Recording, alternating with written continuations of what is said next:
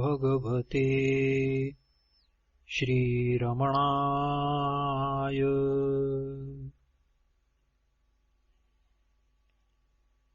मी कोण?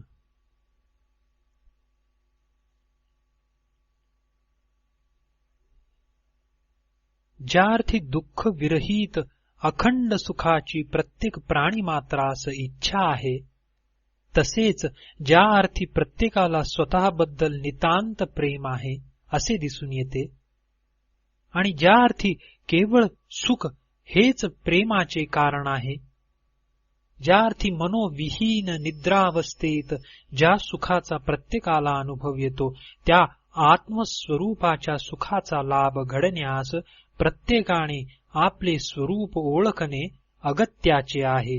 त्यासाठी मी कोण अशा स्वरूपाची विचारणा हे प्रमुख साधन आहे.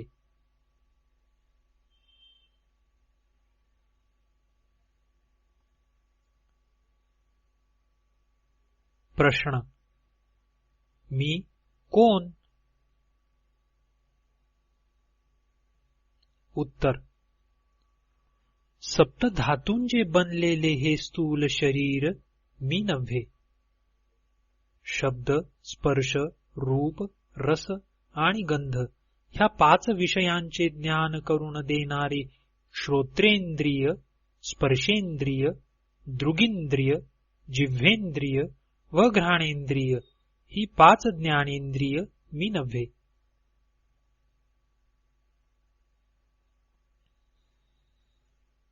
बोलणे, हालचाल करणे, ग्रहण करणे, मलमूत्रादी विसर्जन करणे आणि उपभोग घेणे ह्या क्रिया अनुक्रमे करणारी वाणी, पाय, हात, गुद आणि उपस्थ ही 5 कर्मेंद्रिये मी नव्हे. विचार करणारे मनही मी नव्हे. विषयांचे शेष संस्कार मात्र धारण करणारे विषयशून्य व क्रियाशून्य अज्ञानही मी नव्हे. प्रश्न: जर ह्यापैकी काही मी नाही तर मी कोण? उत्तर: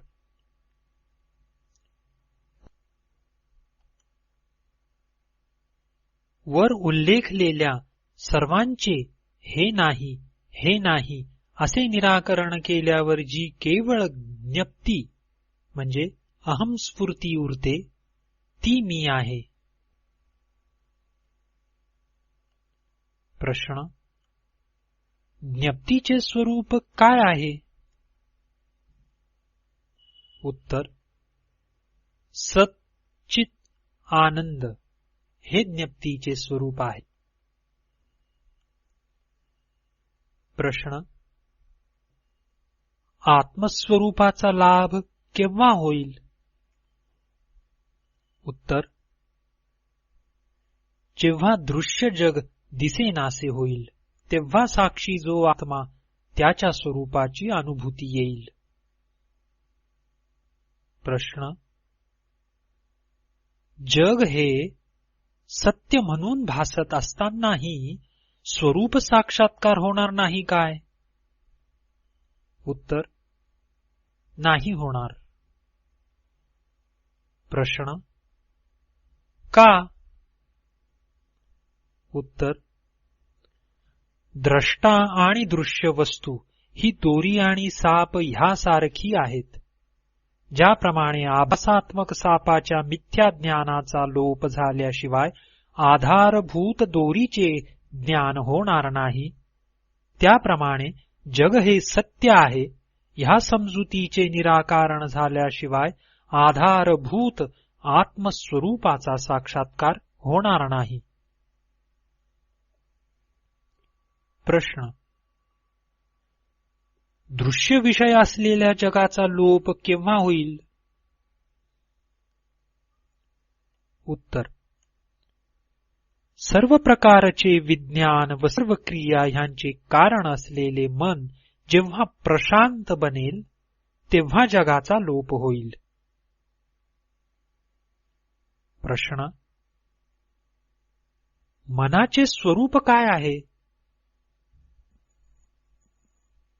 उत्तर: जिला मन म्हणतात ती आत्मस्वरूपात राहणारी एक अद्भुत शक्ती आहे. तिच्याजवळ सर्व प्रकारचे विचार म्हणजे वृत्ती उठतात. विचाराहून वेगळी मन अशी दुसरी वस्तू नाही. म्हणून विचार हेच मनाचे स्वरूप आहे. विचाराहून वेगळी जग अशी स्वतंत्र वस्तू नाही. गाढ झोपेत विचार नसतात आणि जगही नसते. जागृत आणि स्वप्न या दोन अवस्थात विचार असतात आणि जगही असते. ज्याप्रमाणे एखादा कोळी स्वतः मधून जाळ्याचे तंतू बाहेर काढतो आणि पुन्हा स्वतःत ओढून घेतो, त्याप्रमाणे मन स्वतःहून जग निर्माण करते आणि पुन्हा स्वतःतच विलीन करते. जेव्हा मन आत्मस्वरूपातून बाहेर निघते तेव्हा जग दिसते. म्हणून जेव्हा जग म्हणजे सत्य म्हणून दिसते तेव्हा आत्मस्वरूप दिसत नाही. आणि जेव्हा आत्मस्वरूप दिसते म्हणजे प्रकाशते तेव्हा जग दिसत नाही. जेव्हा मनाच्या स्वरूपाचा शोध एखादा मनुष्य सातत्याने घेतो तेव्हा मन मरते आणि आत्मस्वरूप तेवढे उरते.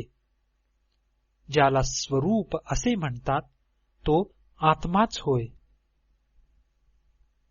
मन नेहमी कोणत्या तरी स्थूल पदार्थावर अवलंबून राहते.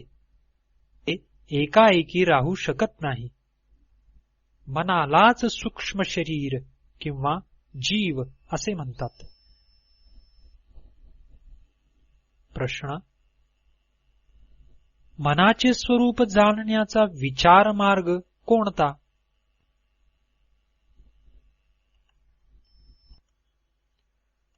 उत्तर: ह्या शरीरात मी असा जो विचार उठतो ते मन होय. शरीरात मी हा विचार कुठून उठतो याचा जर एखाद्याने शोध घेतला तर तो हृदयात उठतो असे त्याला आढळून येईल. तेच मनाचे उत्पत्ती स्थान होय. मी असाही जरी एखाद्याने सतत विचार केला तरी तो त्याच ठिकाणी पोहोचेल. मनात उठणाऱ्या विचारात मी हा विचार पहिला आहे. हा उठल्यावरच इतर विचार उठतात. प्रथम पुरुषवाचक सर्वनामानंतरच द्वितीय पुरुषवाचक व तृतीय पुरुषवाचक सर्वनामे अस्तित्वात येतात. प्रथम पुरुषवाचक सर्वनामाशिवाय द्वितीय व तृतीय पुरुषवाचक सर्वनामे असू शकणार नाहीत. प्रश्न: मन कसे प्रशांत होईल? उत्तर: मी कोण ह्या विवेकाने.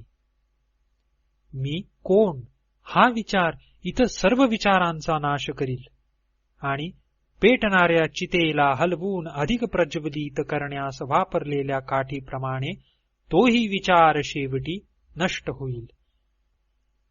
मग आत्मस्वरूपाची अनुभूती येईल.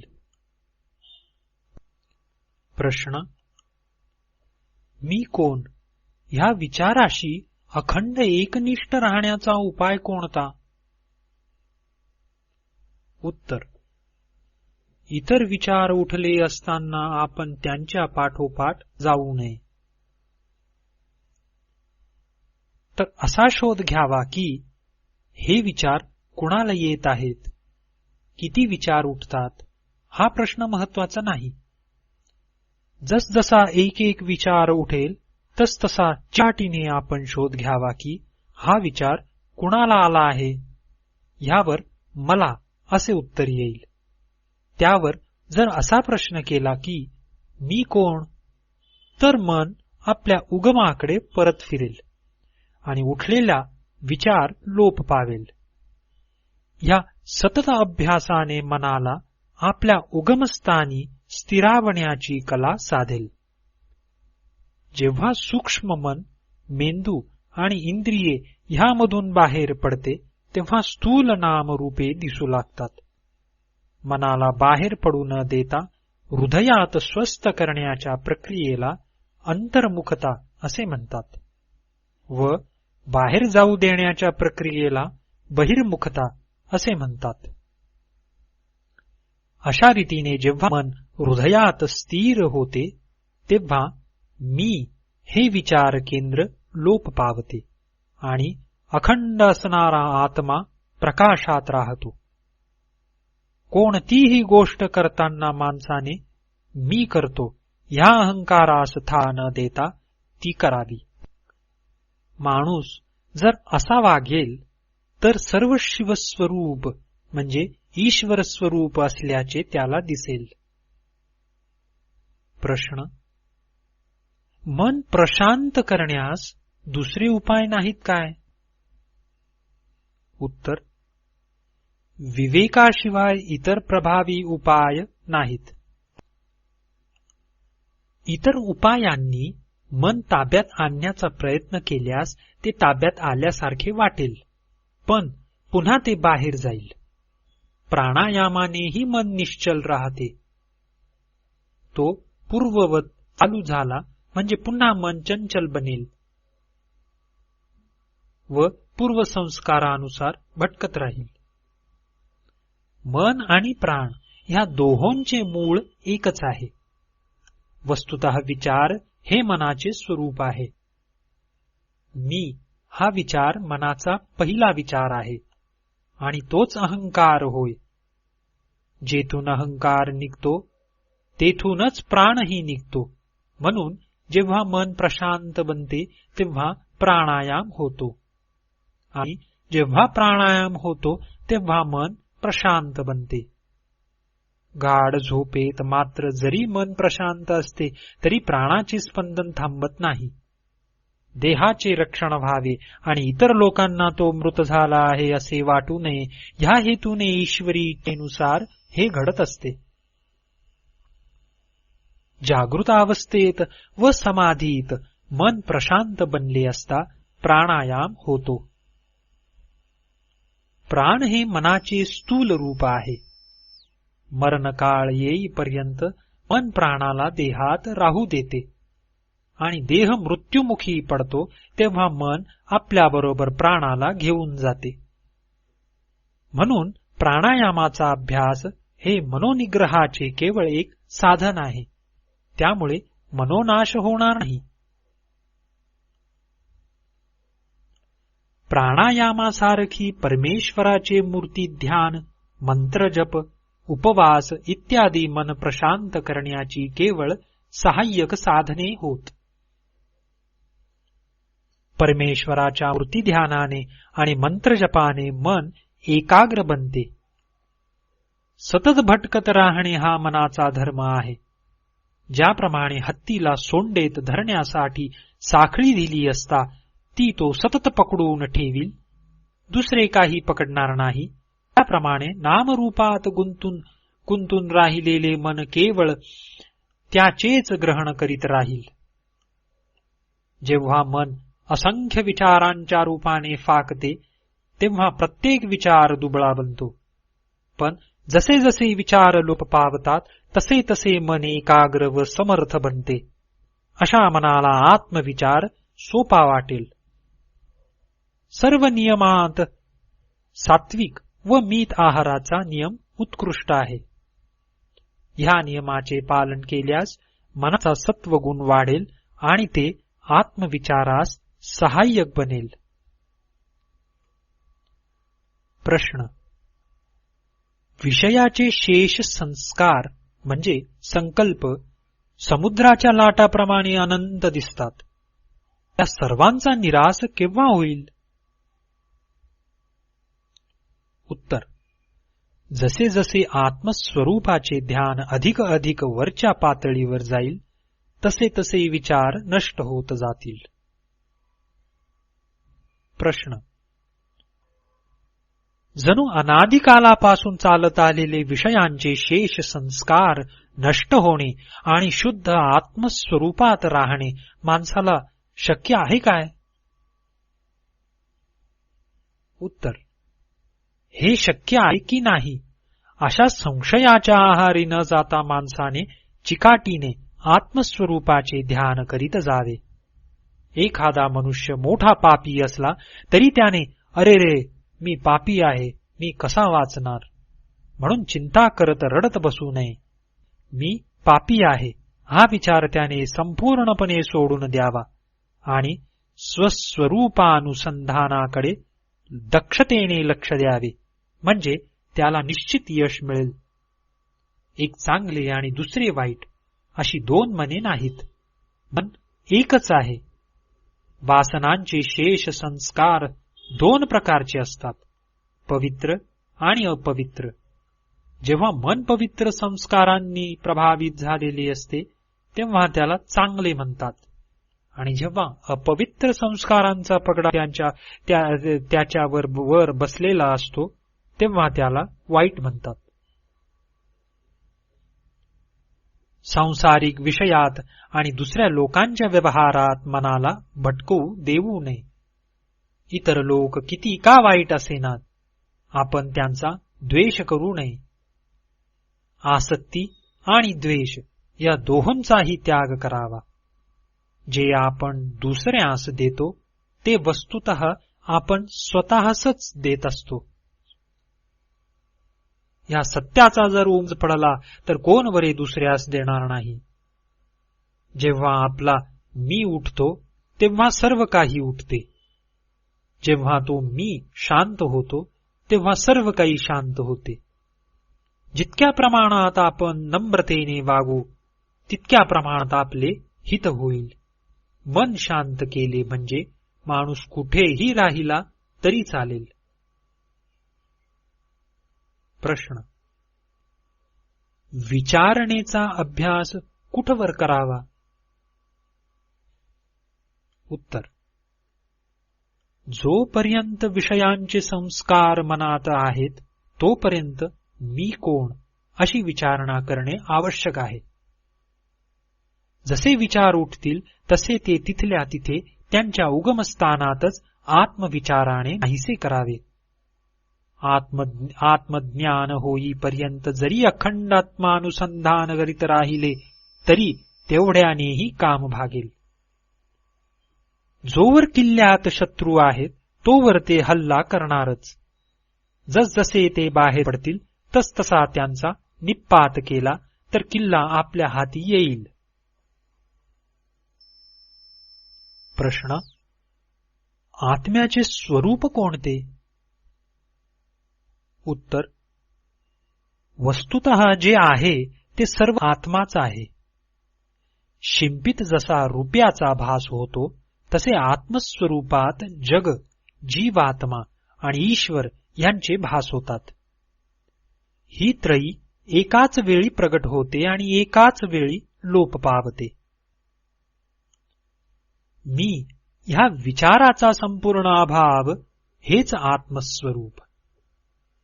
त्याला मौन असेही म्हणतात. हे आत्मस्वरूप स्वतः जग असते, तेच स्वतः मी असते, तेच स्वतः ईश्वर असते. सर्व काही शिव आत्मस्वरूप असते. प्रश्न: प्रत्येक गोष्ट ईश्वर निर्मित नाही काय? उत्तर: इच्छा, निश्चय किंवा प्रयत्न ह्याशिवाय सूर्य उगवतो आणि केवळ त्याच्या अस्तित्वामुळे सूर्यकांतमणी आग बाहेर टाकतो. कमळ उमलते, पाण्याचे बाष्प बनते. लोक आपापली विविध कर्तव्ये करतात आणि नंतर विश्रांती घेतात. ज्याप्रमाणे लोह चुंबकाच्या अस्तित्वामुळे सुई फिरते त्याप्रमाणे परमेश्वराच्या केवळ अस्तित्वामुळे सृष्ट्यादी विविध म्हणजे वैश्विक कृत्यांचा किंवा दैवी पंचकर्मांच्या अधीन होऊन जीव कर्मानुसार आपापली कर्तव्ये पार पाडतात आणि शेवटी निवृत्त होतात. परमेश्वराला कसलाच संकल्प नसतो, कसल्याच कर्माने तो लिप्त होत नाही. लौकिक कर्मांचा ज्याप्रमाणे सूर्यावर काहीच परिणाम होत नाही किंवा इतर 4 महाभूतांचे गुणदोष ज्याप्रमाणे सर्वव्यापक आकाशावर कसलाच परिणाम करीत नाहीत, त्याप्रमाणे हे होते. प्रश्न: भक्तात सर्वश्रेष्ठ कोणता? उत्तर: जो आत्मरूपाला म्हणजे परमेश्वराला आपले सर्वस्व समर्पण करतो तो सर्वोत्कृष्ट भक्त होय. परमेश्वराला आपले सर्वस्व अर्पण करणे म्हणजे आत्मस्वरूपाखेरीज दुसऱ्या कुठल्याही विचाराला वाव न देता अखंड आत्मस्थितीत राहणे. परमेश्वरावर जेवढे ओझे आपण टाकू तेवढे तो वाहतो. सर्व वस्तू मात्राला चालना देणारी भगवत शक्ती असताना आपण तिला शरण न जाता काय करावे व कसे करावे, काय करू नये व कसे करू नये असल्या विचारांनी सतत का चिंतित व्हावे? आगगाडी सारे ओझे वाहून नेते हे माहीत असताना आत चढल्यावर गाडीत ते ठेवून स्वस्थ राहण्याऐवजी आपले बोचके आपल्याच डोक्यावर कष्टाने का वाहावे? प्रश्न: वैराग्य म्हणजे काय? उत्तर: जसे जसे विचार उठतील तसे तसे त्यांना समूळ पूर्णपणे उखडून टाकणे, नाहीसे करणे हे वैराग्य होय. ज्याप्रमाणे मोती बुड्या आपल्या कमरेस दगड बांधून समुद्राच्या तळाशी बुडी मारतो आणि तिथले मोती वेचून घेतो, त्याप्रमाणे आपण प्रत्येकाने वैराग्य पाठीशी घेऊन स्वतःच खोल बुडी घ्यावी आणि आत्ममोत्याचा लाभ करून घ्यावा. प्रश्न: परमेश्वर आणि गुरु यांना जीवा मोक्ष मिळवून देता येणार नाही काय? उत्तर: परमेश्वर आणि गुरु केवळ मोक्षाचा मार्ग दाखवितील, ते आपणहून जीवाला मोक्ष स्थिती परत घेऊन जाणार नाहीत. वस्तुतः परमेश्वर आणि गुरु भिन्न नाहीत. वाघाच्या जबड्यात सापडलेल्या भक्ष्याला जशी सुटका नाही, तद्वत जे कोणी गुरुच्या करुणामयी दृष्टीच्या टप्प्यात आले त्यांची त्यातून सुटका न होता त्यांचे रक्षणच गुरूंकडून होईल. तथापि प्रत्येकाने स्वतः प्रयत्नशील राहून परमेश्वराने किंवा गुरुने दाखविलेला मार्ग चोखाळणे आणि मोक्षाची अनुभूती घेणे आवश्यक आहे. आपल्या स्वतःच्याच ज्ञानदृष्टीने आपण स्वतःला ओळखू शकू, दुसऱ्याच्या नव्हे. स्वतः रामाने मी राम आहे असे स्वतःला ओळखण्यासाठी आरशाची मदत घेणे आवश्यक आहे काय? प्रश्न: मुमुक्षुने तत्वांचा शोध घेणे आवश्यक आहे काय? उत्तर: ज्याला खरकटे अन्न टाकून द्यावयाचे आहे त्याला त्याचे पृथक्करण करून ते कशा स्वरूपाचे आहे हे पाहण्याची जशी गरज नसते, तसे ज्याला आत्मस्वरूपाचे ज्ञान करून घ्यायचे आहे त्याने असल्या तत्वसंख्येची गणना करणे किंवा त्यांच्या गुणविशेषांचा शोध घेणे याची आवश्यकता नसते. आत्मस्वरूपाला झाकून टाकणाऱ्या प्रपंच तत्वांचा सर्वस्वी त्याग करावा लागतो. प्रपंच हा स्वप्नवत आहे असे त्याने मानावे. प्रश्न: जागृती व स्वप्न यात काही फरक आहे काय? उत्तर: जागृती दीर्घ असते तर स्वप्न क्षणिक असते, याहून दुसरा फरक नाही. जागृतीतल्या घटना जागे असे तोवर जशा खऱ्या वाटतात, तशाच स्वप्नातल्याही स्वप्न असे तोवर खऱ्या वाटतात. स्वप्नात मन हे एक वेगळेच शरीर धारण करते. जागृती व स्वप्न या दोन्ही अवस्थात विचार, नामे व रूपे एकाच वेळी प्रगट होतात. प्रश्न: मुमुक्षूंना ग्रंथ वाचनाचा काही उपयोग आहे काय? उत्तर: सर्व ग्रंथ सांगतात की मुक्ती मिळविण्यासाठी मन निवांत केले पाहिजे. म्हणून मन निवांत करणे हेच त्यांच्या शिकवणीचे सार आहे. एकदा हे समजले की अखंड वाचन करण्याची गरज नाही. मन प्रशांत करण्यासाठी मी कोण असा अंतशोध माणसाने स्वतःच घ्यावयाचा असतो. हा शोध ग्रंथात कसा घेता येईल? आपल्या स्वतःच्या ज्ञानदृष्टीने आपणास आपण पहावे. आपले स्वरूप पंचकोशांच्या आत आहे. ग्रंथ मात्र त्यांच्या बाहेर आहेत. या पंचकोशांना दूर सारून ज्या अर्थी आत्मस्वरूपाचा शोध घ्यावयाचा असतो त्या अर्थी ग्रंथात ते शोधणे व्यर्थ आहे. अशी एक वेळ येईल की जेव्हा माणसाला सारे ज्ञान विसरावे लागेल. प्रश्न: सुख म्हणजे काय? उत्तर: सुख हा आत्मस्वरूपाचा स्वभावच आहे. सुख आणि आत्मस्वरूप ही भिन्न नाहीत. प्रपंचातल्या कुठल्याही विषयात सुख नाही. अज्ञानामुळे आपणास असे वाटते की विषयापासून आपणास सुख मिळते. मन बहिर्मुख झाले की ते दुःखी बनते. खरे पाहिले असता जेव्हा त्यांच्या इच्छा पुऱ्या होतात तेव्हा ते आपल्या मूळस्थानी परतते आणि सुखाचा म्हणजे आत्मस्वरूपाचा आस्वाद घेते. त्याचप्रमाणे सुषुप्ती, समाधी, मूर्छा या अवस्थात तसेच इष्ट विषय मिळाला असता किंवा अनिष्ट विषय दुरावला असता मन अंतर्मुख होते आणि शुद्ध आत्मानंदाची गोडी चाखते. अशा रीतीने मन कधी आत्मस्वरूपाबाहेर तर कधी आत्मस्वरूपात असे अविश्रांत भटकत असते. झाडाखाली असता सावली सुखद असते. बाहेर उघड्या मैदानावर उन्हाचे चटके बसत असतात. उन्हात बाहेर हिंडणाऱ्या माणसाला सावलीत आल्यावर थंड वाटते. सावलीतून उन्हात बाहेर पडणारा आणि पुन्हा सावलीकडे परतणारा मनुष्य मूर्ख होय. शहाणा माणूस कायमचा सावलीत राहतो. त्याचप्रमाणे ज्याने सत्य स्वरूप जाणले त्याचे मन सत्य स्वरूप ब्रह्माला सोडित नाही. ह्या उलट अज्ञ माणसाचे मन प्रपंचात घुटमळते, दुःखी बनते आणि सुखाचा आस्वाद घेण्यासाठी थोडा वेळ ब्रह्माकडे परत येते.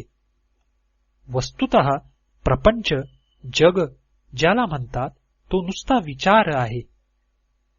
जेव्हा प्रपंच मावळतो म्हणजे विचार लुप्त होतो तेव्हा मन सुखी होते आणि जेव्हा प्रपंच समोर उभा ठाकतो तेव्हा ते दुःखी होते.